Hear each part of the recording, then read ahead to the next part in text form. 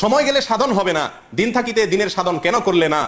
জানো না মন খালে বিলে মিন থাকে না জল শুকালে, কি হয় তারে বাদল দিলে শুকনা নদীর মোহনা। অসময়ে কৃষি করে মিশামিশি খেটে মরে, গাছ যদি হয় বীজের জোরে তবুও ফল তো ধরে না। এই গানের খোলাসা কথা আমি আপনাদেরকে বলি। বলা হচ্ছে যারা বাউল, যারা ফকির, যারা সাধনা করবে এদেরকে বলা হচ্ছে, আরে বেটা দিন থাকতে দিনের সাধন করলি না, সময় থাকলে সাধন করতে হবে, সময় চলে গেলে সাধন করে লাভ হবে না। সময়টা কি? মেয়েদের ঋতুস্রাব, এর আগের সময়টাকে বোঝানো হচ্ছে। ঋতুস্রাবের আগের মুহূর্তে সাধন করতে হবে, ঋতুস্রাব হয়ে গেলে, মাসিক হয়ে গেলে তখন সাধন করলে আর কাজ হবে না। এই হলো খোলাসা কথা।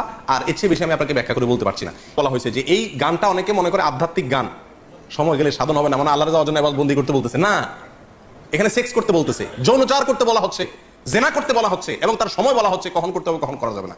এদের হাজার হাজার যে গানগুলো আছে, এই গানগুলো সম্পর্কে আগেও আপনাদেরকে কিছুটা ধারণা দিয়েছি, এখনো বলছি যে এই গানগুলোর সবগুলাই হলো যৌনতা নির্ভর, এবং যৌনতার বিভিন্ন কৌশল, কলা কৌশল, বিভিন্ন পদ্ধতি, সময়, ক্ষণ ইত্যাদি এগুলো সবই সমস্ত গানে বাতানো আছে। যে বাউলদের গান বুঝতে হলে তাদের পরিভাষা বুঝতে হবে, তারা বলবে একটা, উদ্দেশ্য আরেকটা, সাধারণ মানুষ সবকিছু বুঝে না। যেমন আমাবস্যা মানে নারীর ঋতুকাল, যখন মাসিক হয় এটা আমাবস্যা। লালনদের কোনো গানে যদি আমাবস্যা হয় তাহলে বুঝবেন নারীর ঋতুকালকে বোঝানো হচ্ছে।